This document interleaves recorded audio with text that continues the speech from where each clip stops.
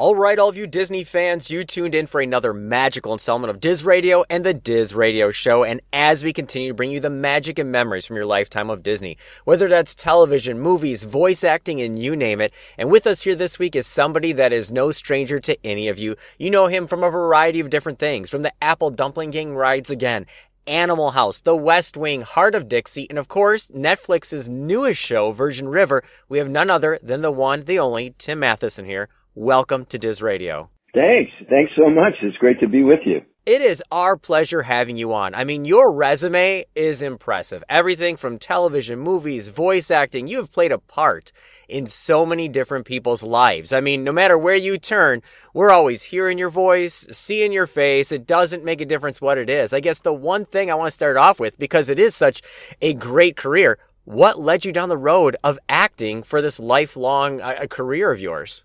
You know, there was never a question in my mind. I started as a kid, so I mean, I think I always knew I wanted to be an actor, and there was never really anything else I ever wanted to do.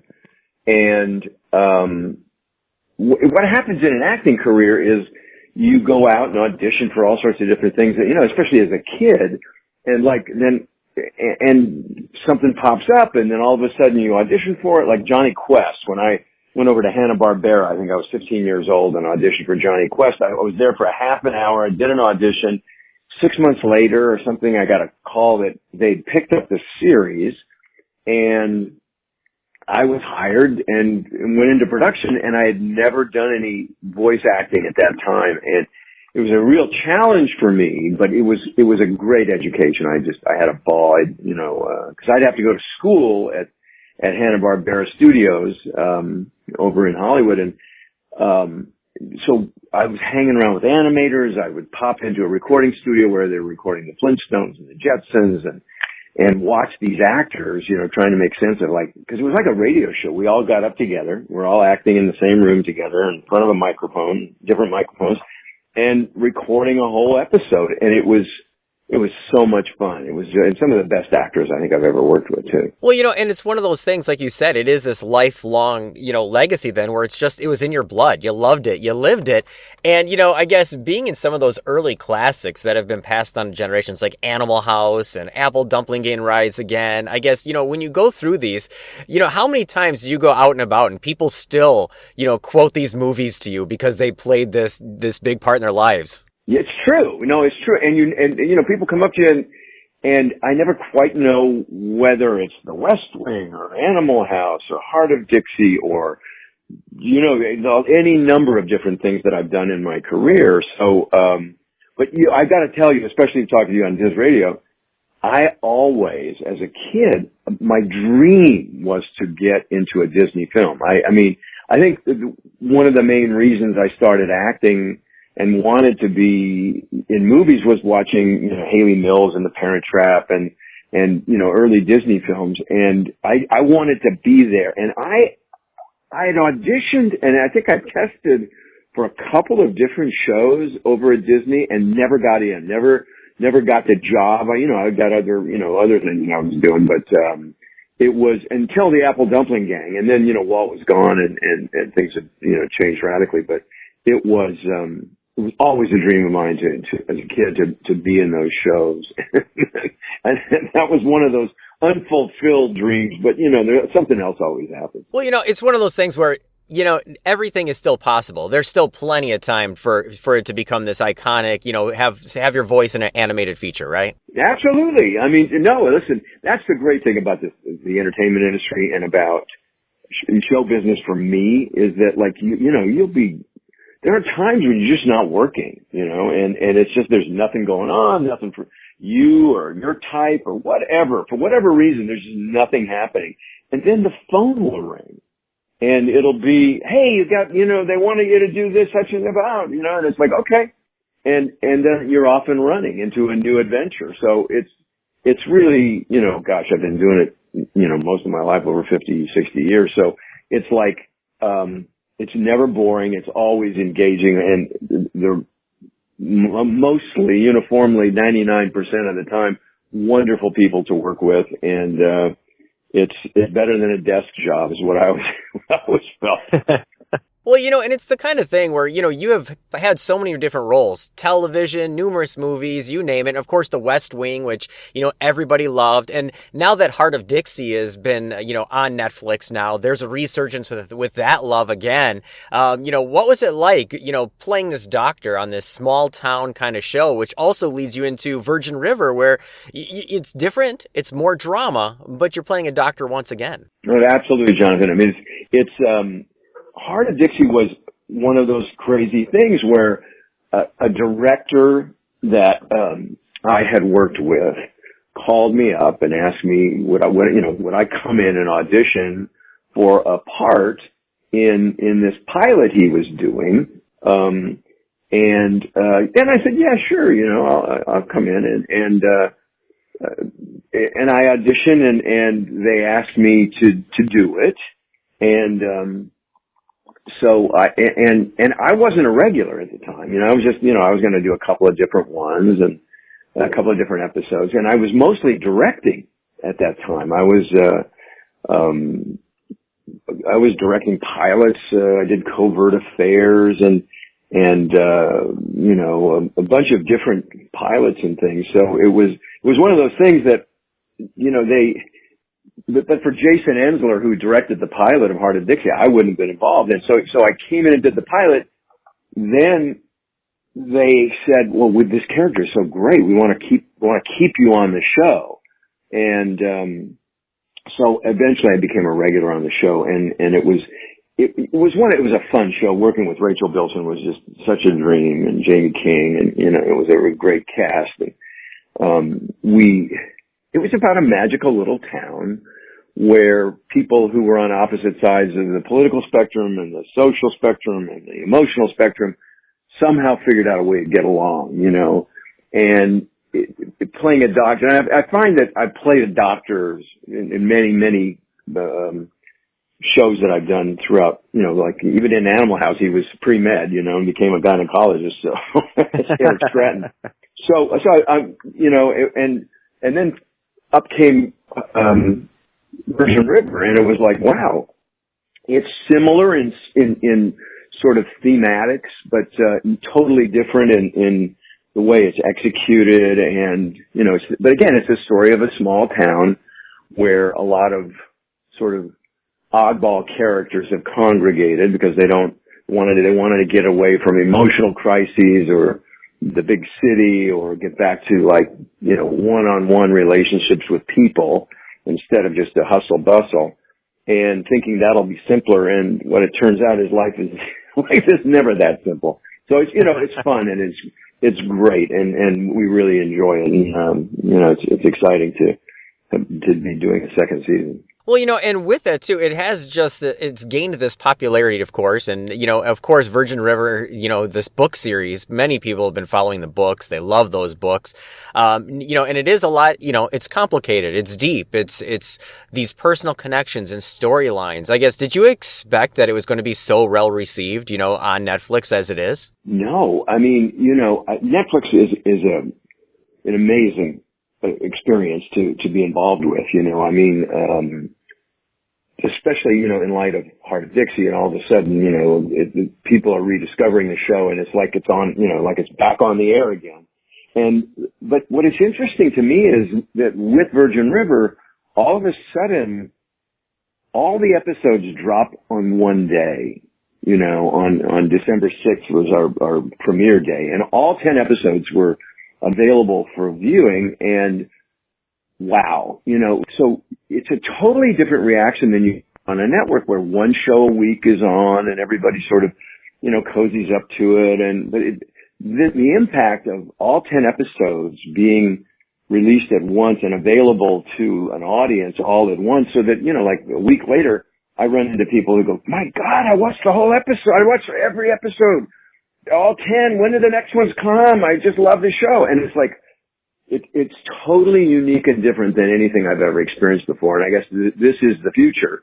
Streaming is the wave of the future. And because I think people like viewing on their time schedule, and just recording one episode of a show is not quite the same as being able to just, stop in the middle, jump in, watch 3 episodes on Saturday or something.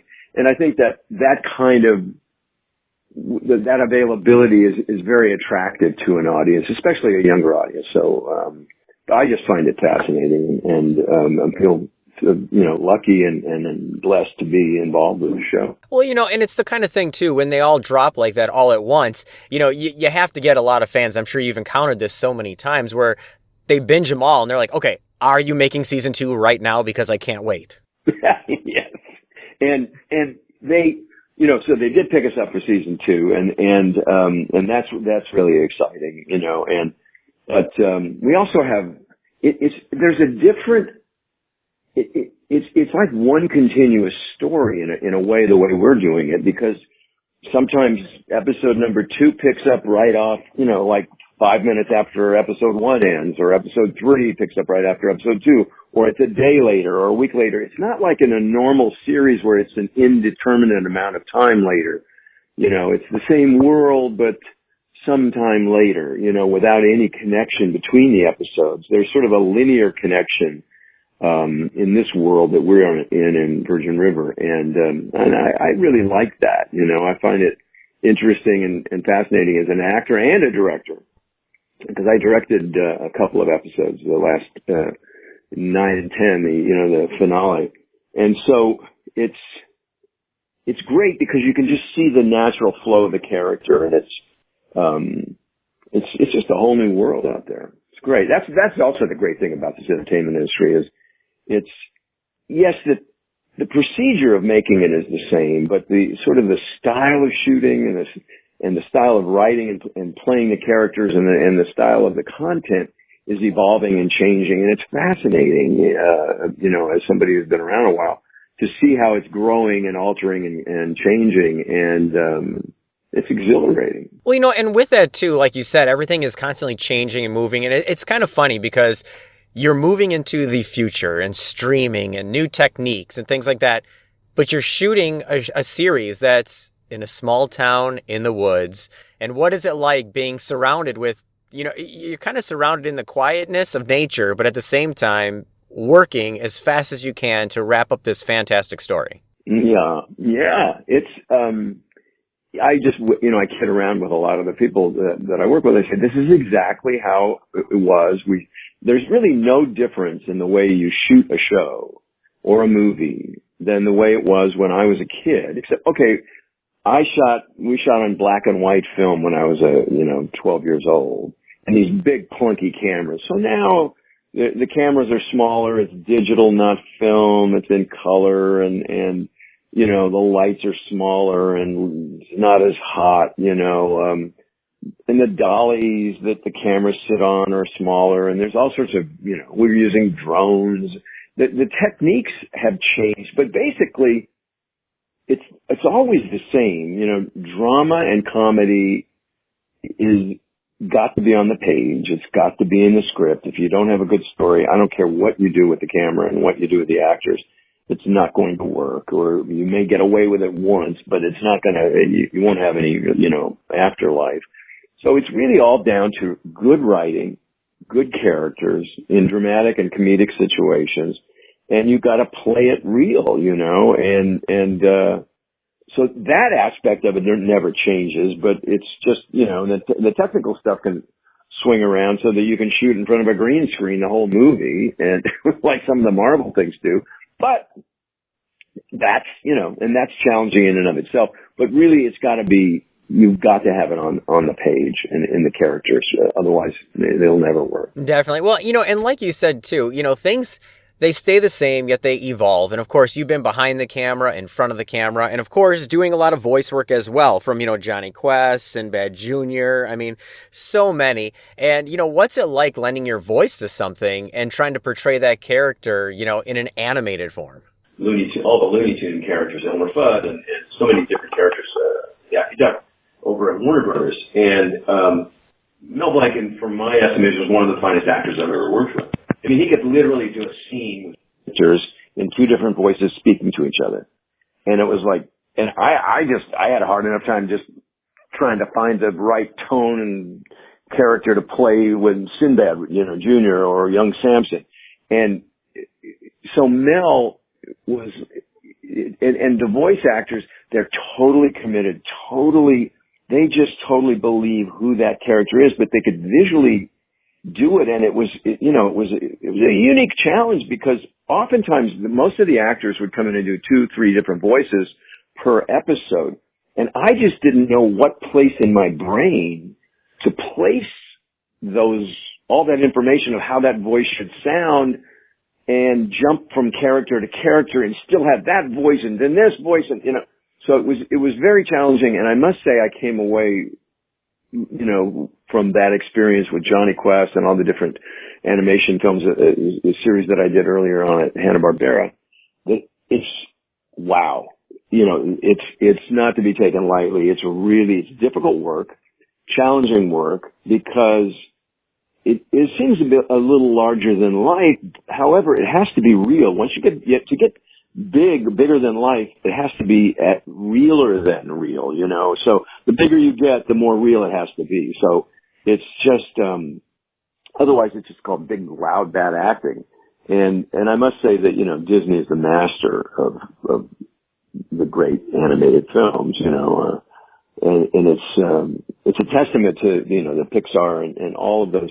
They're really, really good actors that do them. I mean, Tom Hanks and Tim Allen and all the people that continue to do the Disney, they always get really, really good actors to do those voices. Definitely. And with that too, because, from voice work to directing and everything like that, I guess throughout your entire career, all the people you've worked with, was there ever that one moment where you finally had that chance to work with that one person you were dying to work with? And to this day, you're like, I can write that one down in my memoirs. Well, I guess, yes. I mean, there's so many different ones. Clint Eastwood, certainly, when I did Magnum Force years and years ago, and he's the coolest, guy in the world, very self-effacing, and also one of the, and very underestimated as an actor. I mean, he was playing a scene with Clint he's one of the better listeners I've ever worked with as an actor. A lot of times actors, they go blah, blah, blah, blah, blah. And then my line, and they're figuring out what they're going to do. Or Clint's so into it. And he listens, intensely to what everyone around him is saying or doing. And he just takes it all in and then, and he's a part of it. But also I must say, I was thinking about it the other night, worked with Mel Brooks and Anne Bancroft and To Be or Not to Be. It's not that, well-known a popular film, but it was, a remake of the Ernst Lubitsch's movie, with Jack Benny and I believe Carole Lombard back in the day. And it was working with Mel and Anne. I mean, they were just like, oh my goodness. I mean, he's the funniest man I've ever met and just brilliant and as a performer and as a director and as a writer and she was, just one of the all-time greatest actresses that ever lived and just couldn't have been better. She's an Italian lady from, I think from the Bronx and was just as much fun as she was talented. She was great. So, I mean, just off the top of my head, there are those people. Yeah. Now, I guess on the other side of the spectrum, I got to toss it out there because you have been part of so many different things that touch people's lives. Have you ever had that one, like, over-the-top fan encounter that still sticks out in your head today? Well, yeah, I mean, in an odd way, let me think, there's so many different kinds. I remember going to the first time I went to Comic-Con, and I was there, oddly enough, with Burn Notice, a TV show that was on USA, and that I had directed numerous episodes of, and I'd acted and I played a crazy character named Dead Larry in the show. And so I went with them. They invited me to go to Comic-Con and that was my first time there. And I was just struck, not by just any individuals, but just there were West Wing fans and then Animal House fans and then Burn Notice fans and then Jonny Quest fans and then Drop Dead Fred fans, and Fletch fans. I mean, there were just people that would always come up, and you'd think, oh, I know this guy, and no, and or somebody in a costume would show up and say, I'm a big West Wing fan. Oh my God, I just love doing that. So that it was just the breadth of people that showed up to Comic-Con. It wasn't just one kind of person or people. It was a cross section. And it was so diverse, I was just shocked by it. Well, and that just goes to show how many people's lives you've touched and whatnot. And I guess we don't want to keep you too long because we know you are busy. But I guess with that, with so many people's lives you've touched, I mean, people sit around, they movies and television resonate with people, everyone on a separate personal level, whether that's that time you sat with your family and your mom and dad, or that last time you hung out with your brother, or, something you're going through in your life. So with all of that and your entire body of work, with all the people whose lives you've touched, is there anything out there you'd like to leave with them as a message from Tim to all those fans listening in? Well, I must say that, there's certainly a Disney actor I worked with. I spent a year working with him on a Western show in 1976, which is Kurt Russell, and who was, a young Disney star and one of the greatest guys I've ever worked with. And I learned so much from him. It was like a brother. We played brothers on this show called The Quest in 1976. We happened to be up against Charlie's Angels, so we didn't last very long, but it was one of those experiences that we became brothers, and he was like, he had such great insight as an actor into the technique and the craft, and he took it all with a lot of humor. I mean, because he was a professional athlete, he was a baseball player, so he just never took it 100% seriously. He just always knew this is a great job. It's got to be fun. Let's make it fun and let's do it really well, but let's just make it fun, And then we'd look at each other sometimes on a late Friday night as we were riding up and down the back lot at Columbia Ranch in Burbank and getting into gun battles and fights in saloons, and we'd look at each other and just say, can you believe they pay us to do this? This is the greatest job in the world. So I must say that one of my favorite experiences was working with Kurt, and he just, imbued me with a sense of just how fortunate we are to be able to do this job. Don't take yourself too seriously and enjoy it and try and give 110%. Very cool. Well, it was our pleasure having you stop in, take a look past into the future. Everybody can catch you on Virgin River right now, streaming on Netflix, filming season 2. You're going to be popping up everywhere as always, because like I said, you've played a part in so many people's lives. Every time you turn the channel or you're flipping on a movie, you see Tim there. So I guess with that, it is our pleasure having you stop in, take this time with us, and you're always welcome back anytime, and thanks for all the memories. Thank you so much, Jonathan. It's great being with you on DizRadio.